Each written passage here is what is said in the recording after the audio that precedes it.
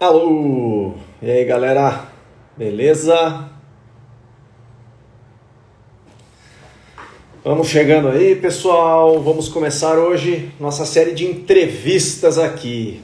É isso aí, nossa série de entrevistas sobre gestão de negócios, né, na área de projetos, escritórios de obra, enfim, arquitetos, designers, engenheiros. Vamos chegando aí, galera. Olha aí, ó, já tem um povo entrando aí. Tudo bem? Estão me ouvindo bem aí? Tudo certinho? Essa série, pessoal, só para introduzir o assunto, separei alguns grandes convidados aqui, ótimos convidados para trazer muito conteúdo bacana para vocês. Eu tenho o costume de fazer lives sozinho, faz tempo aí que eu não faço lives, mas agora eu resolvi voltar a fazer algumas lives e trazendo convidados, que é muito bacana para trazer uma visão diferente, não só a minha visão, mas pegar a opinião de outras pessoas do mercado que atuam profissionalmente nessa área e tem muito conteúdo bacana. Eu selecionei a dedo essa galera, tá? A gente vai falar hoje com o Ricardo Meira, amanhã a gente vai falar com o Lori Crisel, na quarta-feira com o Cláudio Magno, na quinta com a Laura Potrick e na sexta com a Renata Pena, tá? Cada um trazendo a sua especialidade, o seu assunto em específico, e hoje o papo vai ser com o nosso querido Ricardo Meira sobre gestão e processos, né, no nosso escritório, na operação do nosso escritório. Então, sem mais delongas, já vou abrir aqui o convite para o Ricardo entrar na live. Vamos lá, entrar ao vivo. Tá entrando aí. Bem-vindos todos aí, pessoal. Sejam muito bem-vindos. Fala, Ricardo. Tudo certo? Fala, Paulo. Tudo bem? Ajusta a minha distância da câmera aqui. Obrigado Beleza. pelo convite, irmão. Imagina, eu que agradeço aí por ter aceitado participar desse papo de hoje. Eu estava explicando aqui para a galera que essa semana eu estou fazendo uma live por dia, sempre com convidados especiais aí, entrevistas. E hoje a gente vai falar um pouquinho sobre gestão e processos nos escritórios, né? Ricardo, primeiramente, antes de entrar no assunto de gestão e processos, para quem me segue aqui e talvez ainda não te conheça, se pudesse apresentar bem brevemente para a galera, só para o povo saber aí de quem se trata. Beleza. Bom, eu sou arquiteto urbanista, tenho 20 anos de profissão, sou radicado, né, em Brasília, sou goiano de nascimento, radicado em Brasília. E há mais ou menos uns 10 anos eu venho, aliás, mais de 10 anos eu concilio as atividades de arquiteto de projeto com minhas atividades acadêmicas, né, inicialmente em graduação e desde 2012 na pós-graduação também, viajando o país inteiro, quer dizer, agora não, né, mas viajando o país inteiro. E há 2 anos, mais ou menos, reforcei um pouco mais minha presença digital, produzindo conteúdo, interagindo com feras como você, inclusive, né, com o pessoal que eu sempre segui, sempre admirei. Então, é um grande privilégio poder trocar figurinhas contigo aí. Que legal, Ricardo. Muito bom. E teu Instagram é top mesmo. O pessoal realmente interage muito lá, dá para ver que a galera realmente gosta muito do teu conteúdo e eu vejo que tu tem conteúdo bacana dessa questão mais gerencial, assim, né?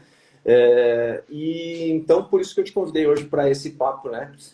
E então vamos começar. A primeira coisa que eu poderia te perguntar, acho que não é bem nenhuma pergunta, acho que antes de entrar na pergunta seria uma afirmação até minha, porque eu já sei da sua resposta. Mas o processo de vendas, na hora de captar clientes e tudo mais, também é um processo, né? Muitas vezes a gente acha que o processo é somente lá dentro do escritório, fazer projeto, faço isso, isso, isso. Mas todas as atividades da empresa, incluindo a marketing e vendas, também são um processo, né, Ricardo? É, isso é uma coisa que eu gosto de falar muito para os meus alunos também, sei que você também fala, é que se você pegar o ciclo de vida do serviço, ele começa no contato inicial.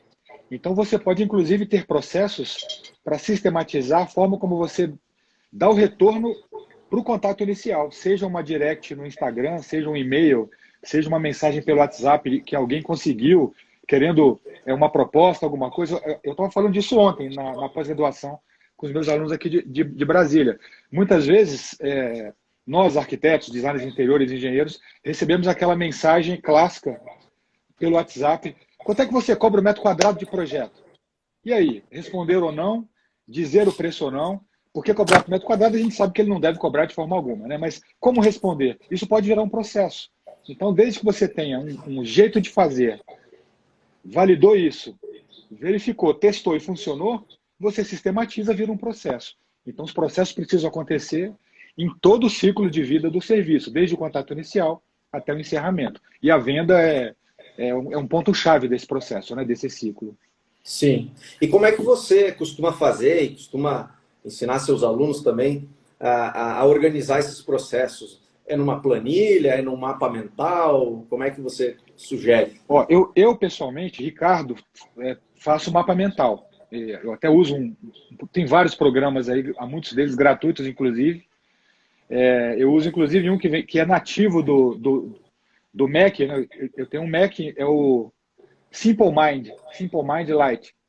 Não é Simple Mind da banda dos anos 80, não, mas é parecido. Simple Mind Lite.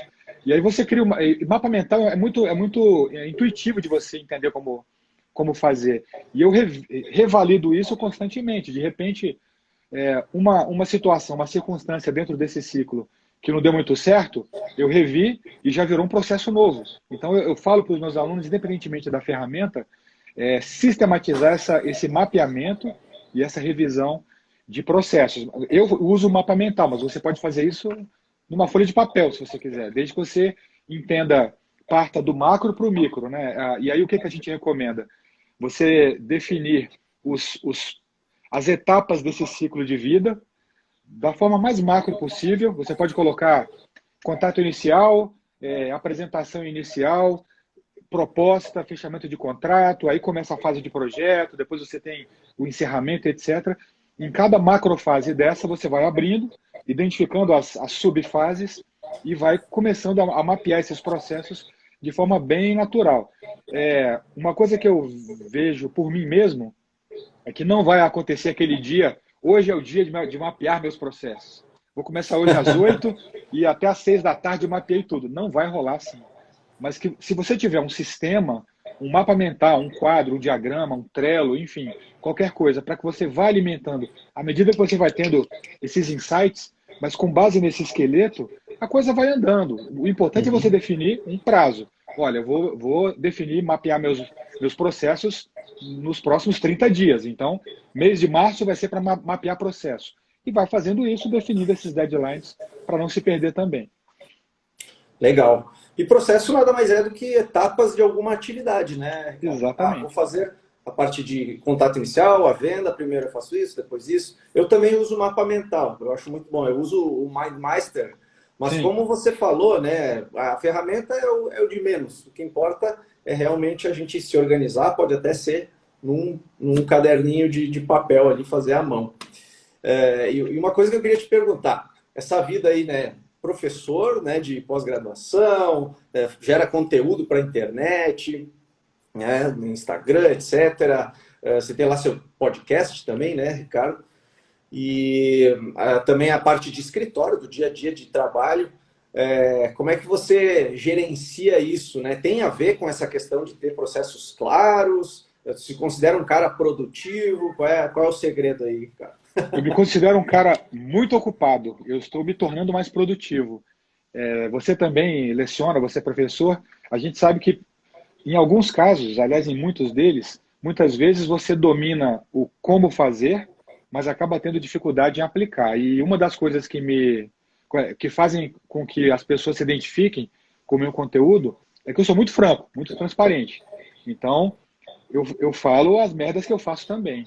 E, particularmente no ano de 2020, em função de pandemia e de mudança de rotina, eu identifiquei muito gargalo nos meus processos, no sentido de que, por mais que eu tenha processos bem definidos, o Ricardo professor, o Ricardo arquiteto, o Ricardo produtor de conteúdo, eu preciso ter processos para fazer esses papéis conversarem entre si.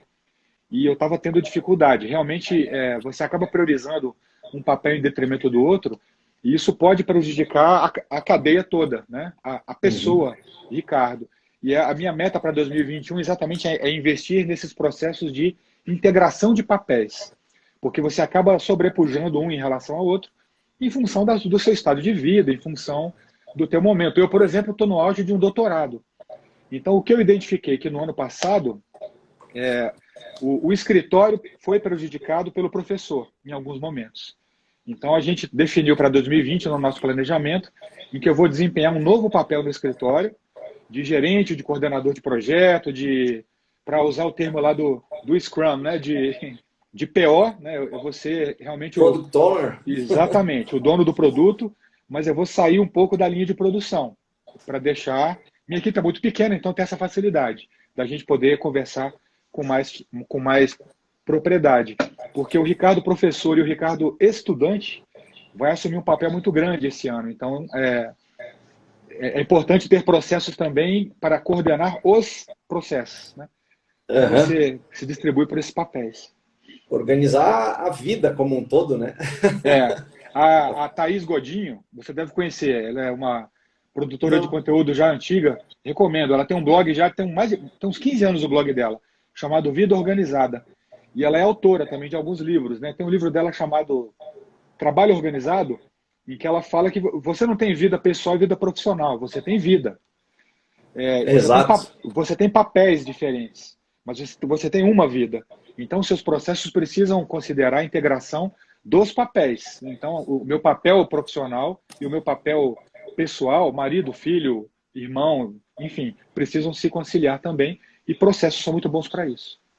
Não, concordo totalmente, né? E antigamente era um pouco mais fácil se a pessoa queria separar mais o É, profissional do pessoal, né? Mas hoje é praticamente impossível, né? Com o celular, com o smartphone, com as ferramentas digitais, a gente está sempre, né, conectado, a gente nem sabe direito aonde que a gente está. é. E então é importante essa organização, mais do que nunca é importante essa organização. Eu me vejo numa situação parecida com a sua aí, acabei prejudicando, entre aspas, o meu escritório devido à produção de conteúdos digitais e tudo mais. Eu tenho também, além dos conteúdos aqui do Expert, tem o Refresher, né? Tem a questão de dar aula e mais a questão do escritório, vida pessoal. Mas estou me organizando também para voltar a me focar um pouco mais É bem parecido com essa tua fase, de focar no escritório, mas sem ter que estar lá fazendo a mão de obra tão, né, de tempo, é mais estratégico do que tático e operacional. E uma coisa que eu queria te perguntar se escritórios pequenos, a grande maioria do pessoal que acompanha aí tem escritórios pequenos, né? Um escritório às vezes trabalha sozinho, tem gente que trabalha home office, outros têm 2, 3 estagiários aí, né? Então, escritórios pequenos, também é importante essa questão de organizar o trabalho, os processos, ou é coisa já para escritório maior? Cara, é tão importante que, na minha opinião, o escritório pequeno ele até sofre um impacto maior pela falta de processo, porque a margem de erro é muito pequena. Eu, Ricardo, sozinho. Então, eu sou o contato comercial, eu sou produtor de conteúdo, eu cuido do administrativo, do financeiro, cuido da produção, do criativo, tenho que saber desenhar, fazer 3D. Esse cara precisa de processo muito mais do que quem tem um grande escritório. Até porque quando você tem um escritório maior com muita gente, claro que o número de processos muda, aumenta. Mas há um pensamento, uma cultura de gestão um pouco mais incorporado, porque senão ele nem teria chegado até ali. Agora eu estou começando agora. É o momento de investir, de estudar processos, porque é o momento em que é teoricamente mais simples. Eu estou sozinho, eu vou discutir comigo mesmo, eu tenho menos processos para criar, menos processos para gerenciar, mas o impacto desses poucos processos é infinitamente maior no meu resultado do que no escritório maior, que as coisas meio que se ajeitam. Não que seja o correto, mas às vezes as próprias habilidades que não são do gestor, mas são da própria equipe, podem vir a compensar eventualmente ou até auxiliar na criação desses processos. No caso de quem está sozinho, a gente chora e a mãe não vê, não tem jeito. Eu estou sozinho, então eu sou o responsável direto pelo sucesso ou pelo fracasso. Eu passei demais por isso na minha vida profissional. Grande parte dela eu trabalhei sozinho, então eu que sou naturalmente desorganizado, sempre senti muito e paguei muito preço pela falta de processos. Até tomar vergonha e começar a estudar isso, porque percebi que não basta ser bom arquiteto, tem que ser bom gestor, senão a empresa não vira, a empresa não roda. Exato. Eu acho que a gente é bem parecido, Ricardo, nessas questões, porque eu também, eu sinto que eu me organizei tarde. Eu poderia ter me organizado mais cedo e sofrido menos na, na vida. Porque é uma curva de aprendizado, né? Uma curva de para a gente começar a organizar processos, e aí pensar em montar equipe, e aí, enfim, diversas coisas que a gente vai enrolando, empurrando, porque a gente sabe que vai exigir esforço, vai exigir tempo, né? Energia ali, algum aprendizado, e a gente prefere a tal da zona de conforto, né? E depois que a gente começa, né, passa por essa provação, digamos assim, e vai vendo que as coisas funcionam, realmente a gente começa a entender o porquê dos papos de gestão e tudo. Eu me lembro quando eu fazia os cursos, né, de gestão, pós-graduação e tal, eu não estava aplicando, no início eu não estava aplicando diretamente, e muita coisa entrava por um ouvido e saía por outro, né? E depois que a gente realmente coloca na prática, que a gente entende o valor desses papos, né? Que às vezes parecem meio clichê, né? E é, engra- E e é engraçado, Paulo, que você já deve ter ouvido isso também de algum aluno teu. Não, mas eu não tenho nem tempo de projetar, vou ter tempo de ficar mapeando o processo, de ficar montando modelos. Aí eu sempre digo, velho, você tem tempo de perder dinheiro? A falta de olhar na gestão e na organização impacta diretamente o resultado financeiro do teu trabalho. Você acaba transformando uma parada que é muito massa, que é trabalhar no que você ama, numa fonte de dor de cabeça, de frustração, de sofrimento. Então, não é uma escolha, é uma necessidade. Não é uma questão de exato, vou ou não vou criar meus processos, é quando eu vou fazer isso e de que maneira eu vou fazer. Então, a conversa é outra, né? Esse exato, não tenho tempo exatamente. é clássico, né? Não, não tenho tempo, não tenho tempo de fazer isso. É que nem quando a gente fala de tem que produzir conteúdo para a internet, né? O pessoal fala, mas tá louco, vou virar blogueira agora, não tenho tempo nem para atender os clientes ou ficar fazendo conteúdo. Mas não é um mal necessário, mas é algo necessário, é uma É, exigência dos tempos atuais. Uma vez você precisava ter uma prancheta ali, uma régua paralela, agora tem que ter computador, então as coisas vão mudando. Tem que ter um celular, duvido alguém viver sem um celular hoje. E produzir conteúdo é basicamente uma exigência hoje em dia, né? É um dos processos que a gente tem que se organizar para produzir, porque a gente sabe que produzir conteúdo dá trabalho, né, Ricardo? sim, muito. Nossa. Ó, o Gregory perguntou aí, ó, vou jogar para ti. O que seriam esses processos? Podem exemplificar? Teria algum exemplo prático assim para o pessoal, para tangibilizar aí para o pessoal? Sim, em gestão de projetos, tanto a clássica, né, o método PMI, quanto nos métodos ágeis, você tem uma. Tá, vamos começar do começo. Um projeto é qualquer esforço temporário realizado para você chegar num resultado que é único. A gente chama de projeto o que o arquiteto faz, porque, né, é tanto o projeto, que é o ato de fazer, quanto o produto dele. A gente chama tudo de projeto, né? Eu tenho usado muito o termo produto no lugar de projeto, até para mudar meu ajuste mental aqui, né? Sim. Para não falar aquela palavrinha que o pessoal já não gosta, o tal do mindset, pois é, o meu ajuste mental. Então, o que acontece? Vamos falar de processos dentro do projeto. Em algum momento ali, lá no comecinho, você vai ter o planejamento desse projeto em fases, que é você pegar um problemão e dividir em probleminhas, né? Então, eu tenho o problemão, projeto de uma casa. Vou dividir em etapas que são subsequentes, que são as chamadas fases. Cada fase dessa tem um jeito de ser planejado e um jeito de ser executado. Vou pegar um produto de uma dessas fases. Vamos pegar lá nas etapas iniciais o levantamento. O ato de fazer levantamento é uma atividade inerente ao projeto. Ok. Quando você contrata um estagiário, fala assim, estagiário, vai lá na casa da Dona Maria, você vai medir ali o apartamento, vai tirar foto dos móveis, você vai fazer isso à mão, tirar umas fotos, chega no escritório, passa para o AutoCAD ou passa para o ArchiCAD, e aí eu vou verificar como é que foi. Ok. Coitado, vai lá, faz da cabeça dele o que ele acha que é um levantamento, volta para o escritório, passou a limpo, falou, Ricardo, dá uma olhada aqui. Aí você olha e fala, não, velho, não é assim não. Chega pro lado aqui, eu vou te mostrar. Aí eu redesenho o trabalho que o cara fez. Perdi tempo, perdi dinheiro, porque eu paguei para o estagiário uma grana que não produziu nada para mim. Ok. E aí o que eu decido? Cara, vamos fazer o seguinte, vamos fazer um checklist. Aí você pega uma folha de papel e vai listando. Ó, a primeira coisa que você vai fazer, confirmar o horário com a Dona Maria. Depois você vai verificar o endereço. Depois você vai lá fazer a medição. Verifica se você está levando trem na prancheta e folha em branco. Marco aqui. O que você vai medir? Todas as paredes. Na hora de medir as esquadrias, você vai pegar largura, comprimento e peitoril. Não esquecer pé direito. Marcar os elementos estruturais. Marcar os eixos de tomada, interruptores. Tirar foto do mobiliário. Eu fiz um checklist.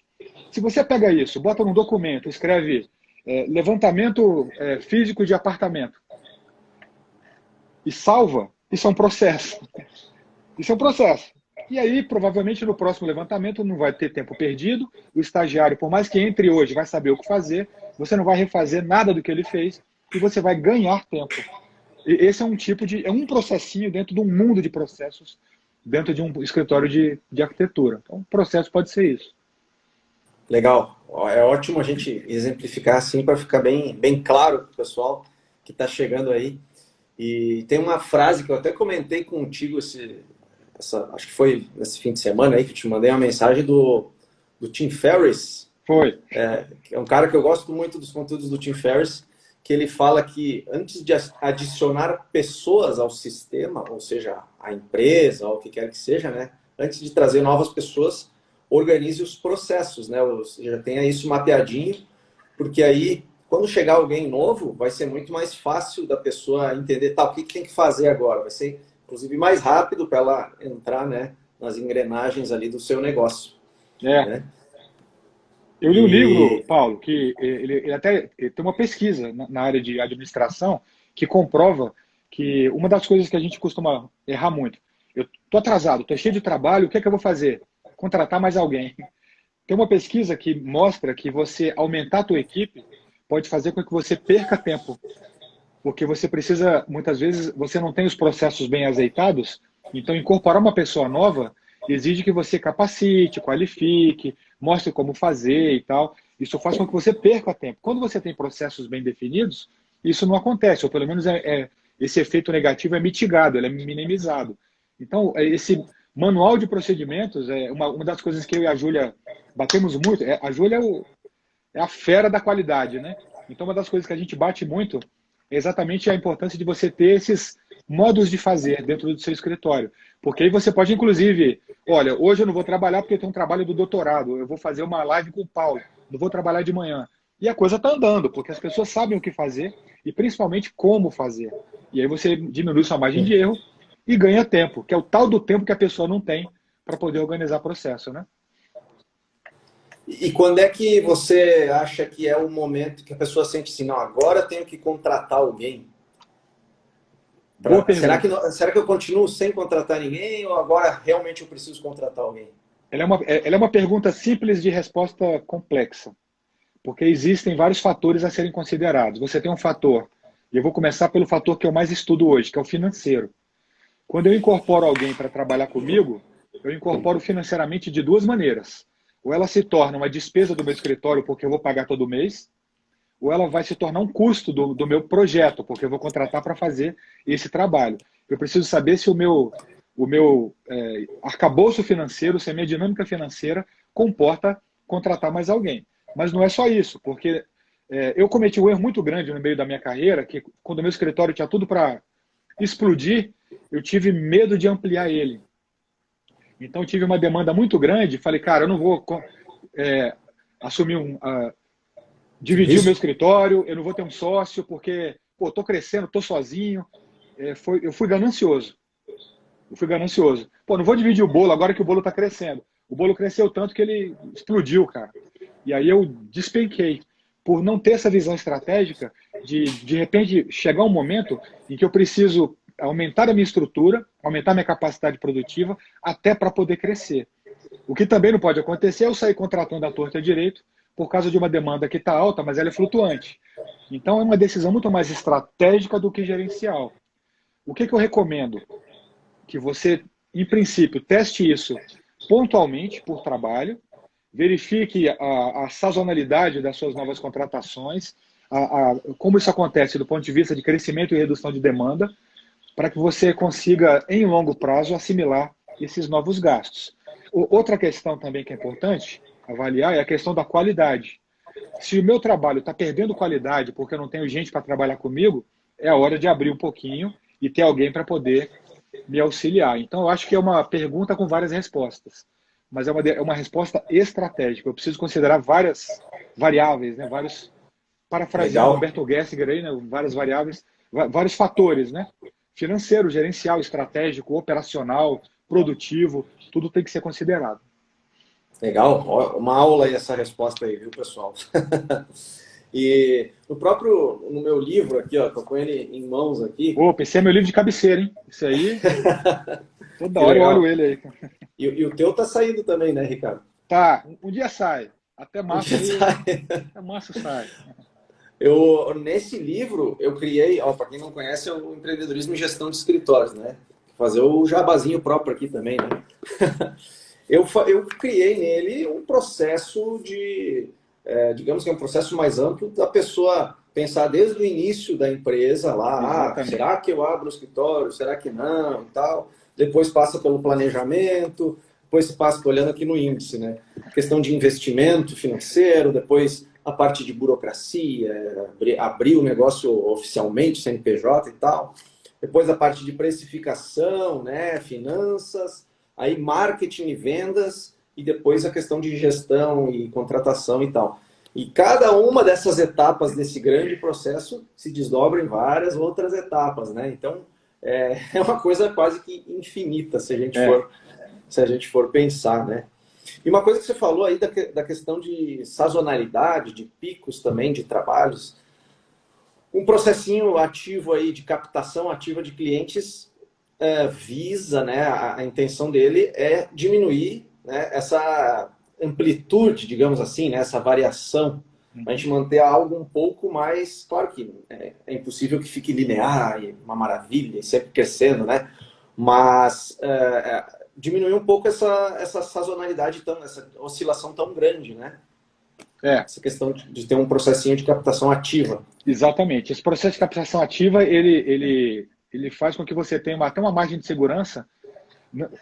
Muitas vezes a tua curva de crescimento ela não vai ser acentuada, mas ela vai ser linear, no sentido de Uhum. que até não ser uma curva, é uma reta, mas você sabe que você está crescendo, pouquinho, de forma sustentável e de forma planejada. Nos meus primeiros 10 anos de escritório, foi uma montanha-russa, né? Eu tive um Hopi Hari, né, no meu escritório, porque eu comecei, cresci um pouquinho, despenquei, e aí subi. Muito, muito, muito rápido. E não estava pronto para subir. E aí, quando você tem esse planejamento de captação regular, em que você tem um ritmo de novos clientes, ou pelo menos de novos prospectos, dá tempo de você se preparar. Eu não me preparei. Eu tinha uma média de 3, 4 projetos simultâneos no escritório, em 3 meses isso saltou para 20. E aí, velho, qualidade despenca. Aí a coisa muda, né? E quando a qualidade despenca, você não perde só cliente, você perde talvez o maior ativo da tua empresa, que é a tua marca. Você compromete teu nome. E aí, para recuperar, talvez você tenha que mudar teu nome de Paulo para Oswaldo, porque foi o que aconteceu comigo. A ficha caiu quando, nesse momento de muito crescimento e começo de queda, eu comecei a comprometer muito prazo, muito qualidade, porque eu captei muito, mas não foi de forma linear. Então, comprometeu todos os meus processos. Um cliente entrou em contato comigo, um cliente potencial, indicado por outro. Eu falei, Ricardo, vim indicado pelo fulano de tal. Ele falou que você é um puta arquiteto, mas disse que tu é muito enrolado, cara. Que você tem um problema de prazo aí. Você vai conseguir me atender? Além da minha cara ter caído no chão, depois de ter conversado com esse cliente, eu falei, me ferrei. Porque depois que isso cola no teu nome, já era. Foi muito difícil para poder remediar isso aí. Demorou alguns anos. E por falta de processo. Então, você tem a preocupação com o processo. Eu até fiz uma pequena digressão, porque acho que as coisas são consequentes. Você tem que ter um processo de captação ativa, mas dentro de um planejamento estratégico mais macro. Não adianta encher teu Uhum. escritório de clientes se você não vai dar vazão a isso. Sim, Senão, sim, tua sim, sim. qualidade despenca. Nós aqui, por exemplo, nosso escritório é pequenininho, somos 3 pessoas. A gente definiu no nosso modelo de negócio, fizemos um Canvas lá em 2017, que nós teremos uma quantidade de clientes menor do que eu tinha antes, mas eu iria aumentar meu ticket médio. Eu iria ter uma qualidade de clientes maior, exatamente para poder azeitar meus processos para depois Legal. almejar, né, um volume de trabalho maior. Tá tudo ligado, né, cara? Não adianta investir só em É, venda, não sim, tem sim, como. sim. É holístico, É digamos assim, holístico, né? Eu exatamente. falei antes da frase do Tim Ferriss de antes de adicionar pessoas ao sistema que ele esteja bem organizado, serve também para adicionar clientes, né? É, Adicionar total, muitos. total, total. Total, né? Você falou da Júlia, só para o pessoal entender, o Ricardo é sócio na Júlia, da Júlia Fernandes, pelo Gestão Fora da Caixa, né, Ricardo? Que É, é, que é só explicar aí o que vocês fazem?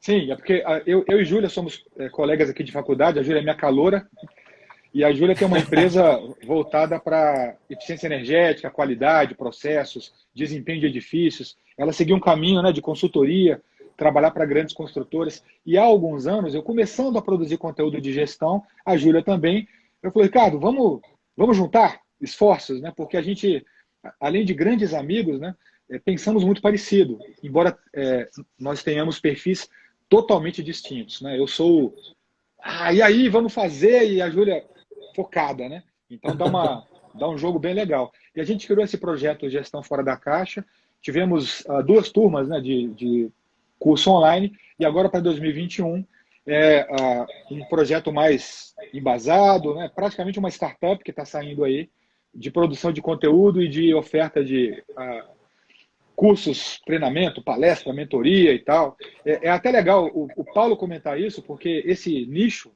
é um nicho que explodiu. E tem uma galera ali, né? Tem Real Madrid, Barcelona e tal, que é o Paulo, o pessoal do Bora na Obra, o Enio Padilha. Tem muita gente bacana e é muito legal porque eu e Paulo dividimos o mesmo público.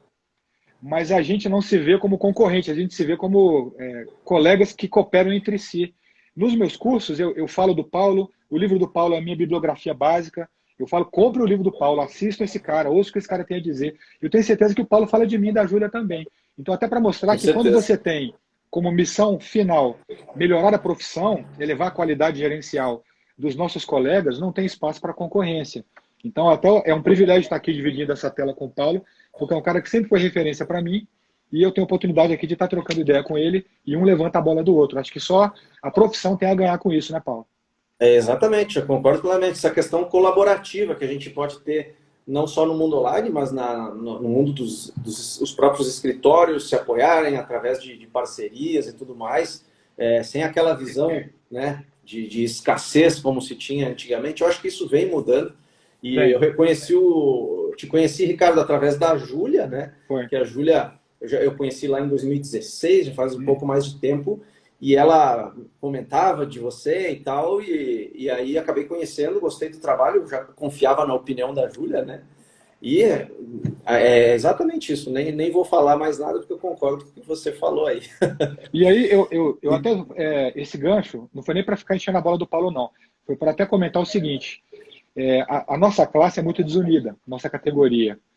E um dos empecilhos do crescimento profissional é a falta de cooperação, a falta de ajuda. Eu ainda acho inadmissível um colega entrar em contato comigo e falar, Ricardo, quanto é que você cobra mais ou menos por um projeto de uma loja? O que você coloca no teu contrato com relação a direito autoral? Como você elabora a tua proposta? E eu fico, então, mas fico desconversando. Isso é meio sim, complicado porque você acaba fazendo com que uma visão limitante de concorrência impeça que a categoria, de um modo geral, cresça. Peraí que meu tripé mexeu aqui, só um minuto. Então, é uma coisa que eu até recomendo para os meus colegas, para os meus alunos. Cara, você tem um contrato bacana, tem um modelo de proposta, mostra para o teu colega, velho. Esclarece a dúvida dele, porque se todo mundo cobrar direito, se todo mundo atender bem o cliente, se todo mundo concorrer num nível ético bacana, se tiver bons processos, bons sistemas de gestão, a gente para de falar de preço. Você para de discutir, de disputar cliente no sentido de quem cobra mais, quem cobra menos. Então a gente acaba nivelando por cima e melhorando a imagem que a profissão tem junto à sociedade. é isso aí. É essa que é a visão é o mindset, né? Que a gente tem que É o ter mindset, de, exatamente.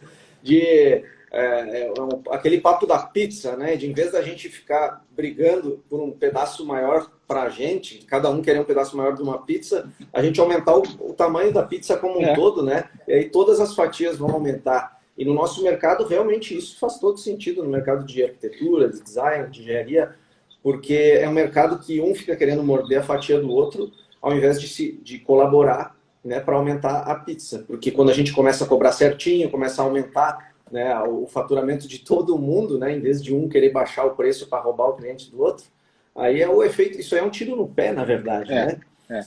E até aproveito essa deixa aí, no meu livro eu falo de precificação também, eu tenho o curso de precificação, o Ricardo também fala bastante de precificação, e queria pedir uma dica para você aí, para não nos estendermos muito, né? A minha ideia é que essas lives é fazer cerca de 40 minutos, que eu acho que é um tempo que já... Senão o pessoal já começa a ficar cansado, né? E também para não tomar muito tempo dos entrevistados aí. Mas eu queria pedir uma dica tua sobre a parte de finanças, assim. Qual a principal lição? Aí não precisa nem ter tanto a ver com processos e tal, mas qual a principal lição que você pode deixar para o pessoal aí sobre a questão de financeira do escritório, a questão de precificação, assim, alguma dica geral que você tiver? Ótimo. Vou tentar ser breve e me ater ao essencial. A dica Não número precisa, um, não precisa ser breve, viu? Pode estender aí. a dica número um é você se enxergar como empresa, inclusive financeiramente. Ainda que você não tenha CNPJ, você é uma empresa, no sentido filosófico, né, da palavra. Então, você, de cara, separar suas contas, né, pode ser duas contas de pessoa física, mas uma é a conta escritório e a outra é a conta pessoa. E a conta escritório vai me pagar um salário. Isso é uma coisa básica. E a segunda coisa é você dominar os seus indicadores financeiros. E você, como diz um amigo meu, o Décio Muniz, que também é especialista em finanças, ele fala que custo é igual unha, né? Tem que cortar sempre.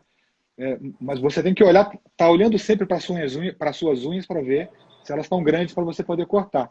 Finanças, você precisa de informação frequente para você gerenciá-las. Então, controle de despesas, de custos, tentar fazer uma espécie de associação ou relação entre o que se gasta e o que se recebe, definir seus indicadores financeiros, qual é o preço médio do meu serviço dentro do meu nicho, do meu segmento.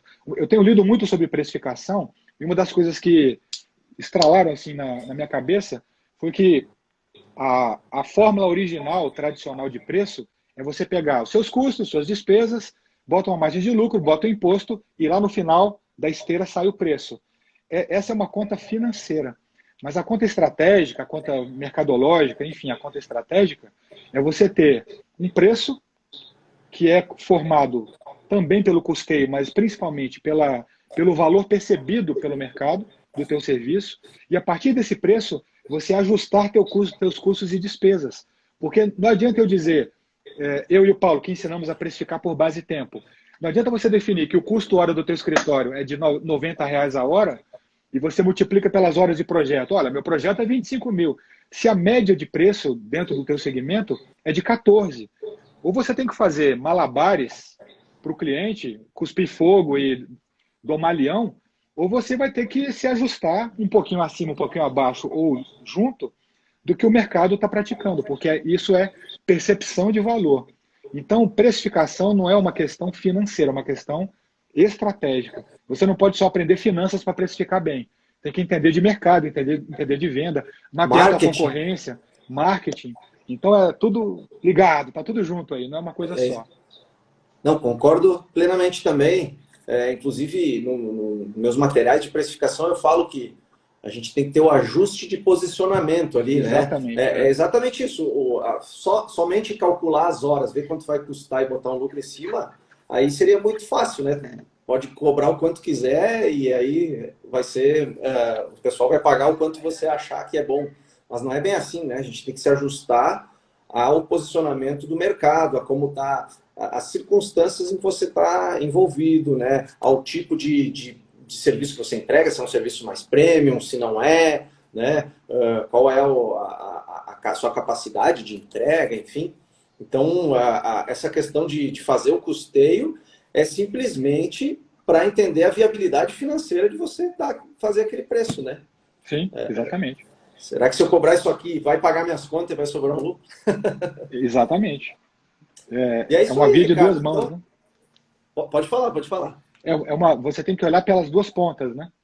Você Isso vai aí. chegar num preço mínimo viável financeiramente, mas o posicionamento de mercado é que vai definir exatamente qual é o preço que você vai praticar. Eu olho muito para a minha concorrência, e no sentido de saber quem é a minha concorrência, qual é a faixa de preço e se eu estou entregando o que eles entregam.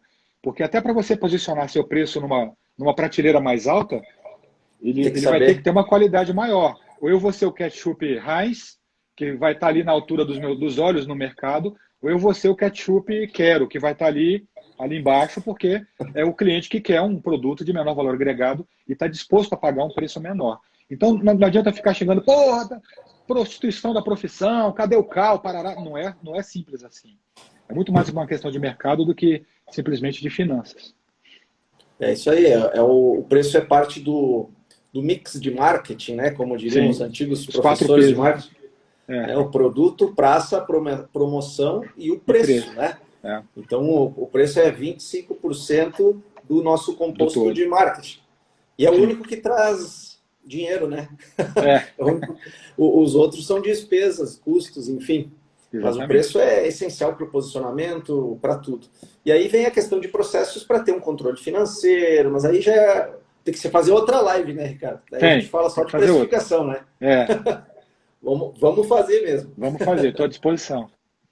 Legal. E você quer deixar um recado final para a galera aí? Quero. Algum... Eu queria, antes de mais Manda nada, te dar bala. os parabéns pela iniciativa. Essa semana vai ser fantástica. Eu vou assistir as outras lives com certeza. Eu acho que todo colega que tem conhecimento, o conhecimento só tem valor quando ele é compartilhado. Então, eu acho que a gente que estudou muito, acho que a gente tem até um dever moral de compartilhar aquilo que a gente aprendeu. Eu poderia guardar tudo para mim para tentar ter um sucesso como arquiteto, mas acho que quem é professor tem uma mosquinha que morde a gente, que faz com que você se sinta realizado quando você muda as pessoas também e não muda a sua própria vida. Acho que ser professor é muito isso. Então, acho que iniciativas como essa devem ser valorizadas, louvadas e disseminadas. Então, além de vocês estarem participando aqui hoje, pessoal, compartilhem isso, mostrem para os seus contatos e convidem as pessoas também para esse evento aí de uma semana do Paulo, porque tem muito conteúdo de valor para ser agregado para a vida de vocês. Parabéns pela iniciativa e obrigado pelo convite. Valeu, Ricardo. Valeu, brigadão. Eu que agradeço pelo seu tempo aí também, por compartilhar conteúdo. Galera que estava perguntando do livro aí, é só ir lá no meu link da bio, tá? No livro eu falo sobre todos esses conteúdos da série da live aqui, da série de entrevistas. Vai no link da bio lá que tem o link para acessar o livro. Segue o Ricardo, quem ainda não seguia ele, segue lá, que vale muito a pena. E é isso aí, galera. Amanhã, essa semana, para quem não sabe, vamos ter live todo dia às 11 horas da manhã aqui no perfil do Arquiteto Expert. Vamos ter aí outros convidados falando, eu vou até falar aqui, ó. Hoje foi Ricardo Meira, com gestão e processo na operação do escritório. Amanhã eu vou falar sobre neurociência aplicada aos projetos, né, com o Lori Crisel, que é também um grande parceiro do Ricardo. O Cláudio Magno, vamos falar na quarta-feira sobre alternativas para sair do básico nos projetos, né? Ele fala sobre hidrossanitário, sobre a questão de projeto elétrico e tal. Então, para sair do que a gente pensa só de projeto arquitetônico, interiores e tal. E na quinta-feira vamos falar com uma psicóloga, que é a Laura Potrick. Vamos falar sobre ansiedades, inseguranças e tal. Vai ser bem bacana também para quem está começando. E não só quem está começando, todo mundo tem esses medos e inseguranças, né? E na sexta vamos falar mais focado em marketing com a Renata Pena. Beleza, então, galera. Beleza, Ricardo? Brigadão mais uma vez. E até a próxima aí. Vamos fazer outras aí.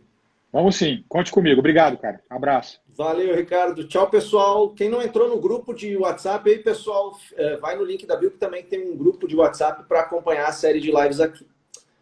Valeu, galera. Abraço. Abraço. Tchau, tchau.